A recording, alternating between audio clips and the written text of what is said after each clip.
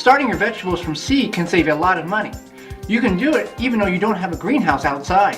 Starting seeds in your house, coming up on the Wisconsin Vegetable Gardener.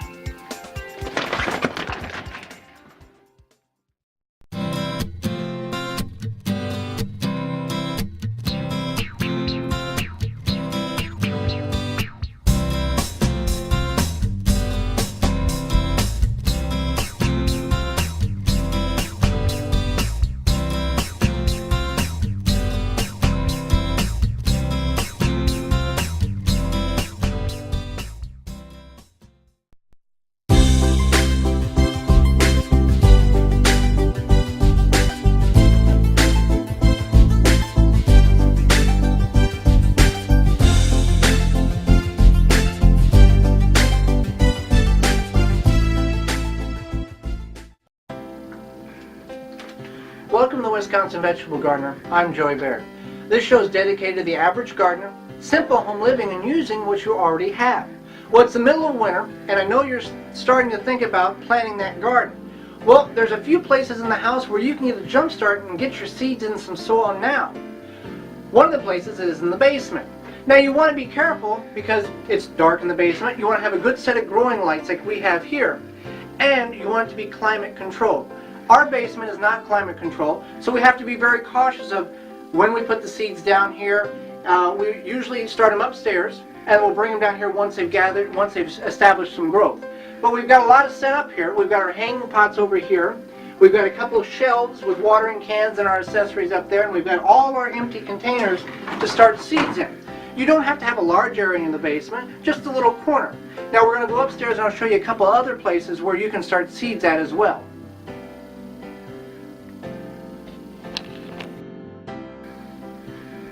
You've seen our in-house garden already, and this is also an ideal location in the house to start seeds. You've got your heat source here, which is the radiator, and we put a diffuser above it, which is a 1x6, so it doesn't overheat the roots. So you can just take your seeds and place them in your trays or your pots and set them on top of the radiator. You've got a nice light source, which is a southern window, and within a few days you'll have your seeds germinated and they're coming up, and you just want to be sure you keep them moist, and then by the time the soil's ready, they'll be ready to go out in the garden. Another great option for starting seeds in the house is a greenhouse, a miniature greenhouse. This is a 4-shelf unit. You can get them from your local home and garden center.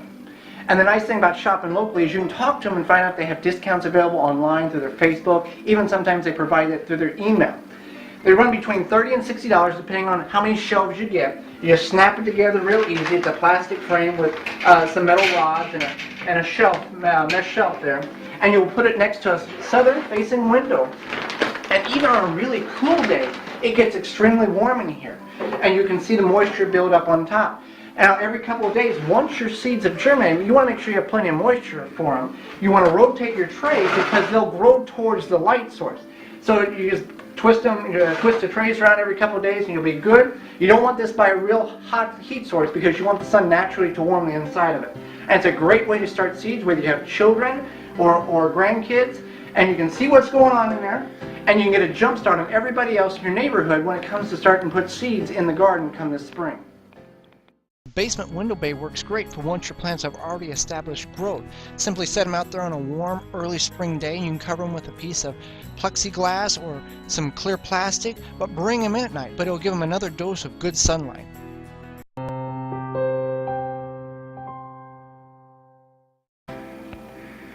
Most of us enjoy a ripe, juicy tomato. But with over 7,500 varieties available on the market worldwide, how do you determine what variety you should plant in your garden? Well, there's a few simple questions you need to ask yourself. 1, where are you planting your tomatoes? Are they going to be in containers or in the ground? 2, what are you going to use those tomatoes for? Are you going to preserve them, eat them, or cook with them? Well, now that we've answered those questions, there's 2 types of tomatoes on the market. There is a determinate type, which simply means the plant will grow to a determinate stage and then produce its fruit. And there's also an indeterminate tomato. That means it will grow, produce its fruit, and continue growing as well as producing fruit throughout the season.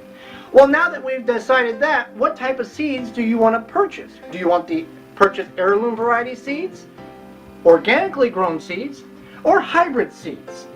After you've determined that, it's simply a matter of what color tomatoes do you want to see growing in your garden this summer.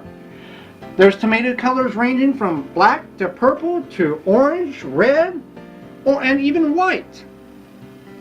So before you go to the store, do a little research and just don't grab the first pack of seeds you see.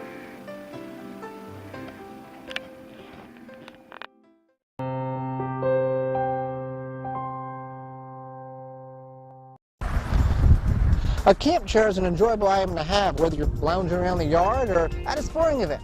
But what do you do whenever your camp chair breaks? Well, you can throw it in the garbage, or you can take it to your local recycling facility, or you can make a greenhouse out of it. Come with me, I gotta save a zucchini plant from the frost tonight.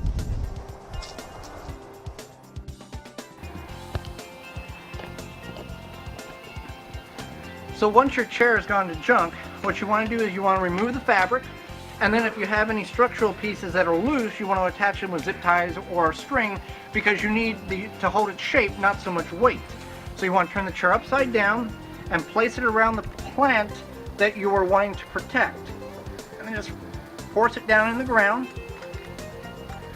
Then you take that roll of clear plastic that you probably have in the house, and the perimeter of our chair was 20 by 4, which was 80 inches, and the top part was 20 by 20. So all we did was took the plastic and cut one long piece and then cut one square piece and attached it with regular office staples to a box shape. So all we're going to do is just cover the plant.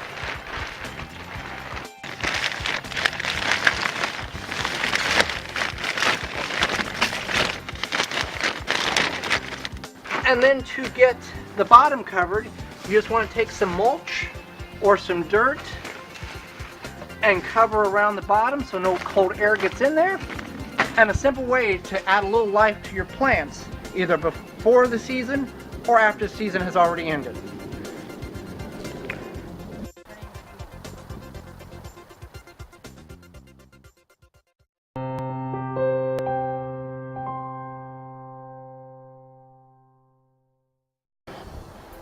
Crop rotation for a gardener is important, but not as easy as you may think. In farming, you rotate crops from field to field. With the garden, it's more difficult because of the compact space. Plants remove as well as leave different nutrients in the soil of your garden. Rotation of your plants is needed to keep an even balance of soil nutrient levels. You can also test the levels by purchasing an inexpensive pH soil tester from your local home and garden center or online. Rotation of your plants can help control and sometimes eliminate the problems with diseases. You see, diseases live in the soil, and by moving the plants, you can keep the diseases from getting to them. With smaller gardens, this may be more difficult. In this case, you can mix new compost across your garden and move the plants to the opposite side of where they were the previous year, if that is all possible. By following these few tips, you will see an increase of plant productivity, a decrease of plant diseases, and an increase of overall health of the plants in your garden come this spring.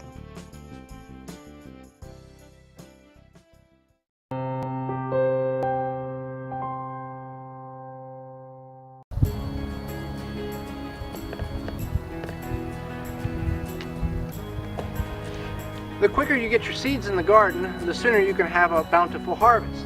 Well, one of the ways to speed up your time in seed planting is with a row marker for your rake. Now you can purchase this item through through catalogs and online sales, or you can make your own. All we did was take simple broom handles, drilled a hole in them, and then took a chisel and chiseled down to the point, slapped it on the rake, and you can make your rows. And the advantage with this is, if you want a wide row, you take your center ones out. If you want narrow rows, you put your center ones in.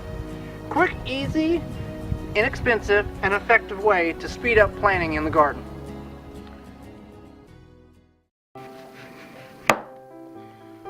Thanks for watching this show. I really hope you enjoy watching it as much as we enjoy bringing it to you.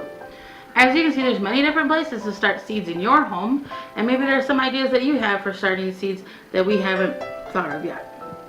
And that camp chair, that's a really inventive idea. something you can use to help prolong your plant's life at the beginning and end of season.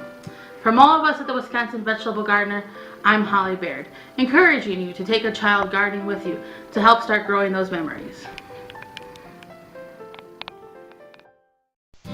The show doesn't have to end here. You can continue the discussion on our Facebook page, keyword Wisconsin Vegetable Gardeners, and like the page. You can also email your questions, comments, or suggestions at thewiveggardener@gmail.com, and we may use your question on an upcoming show.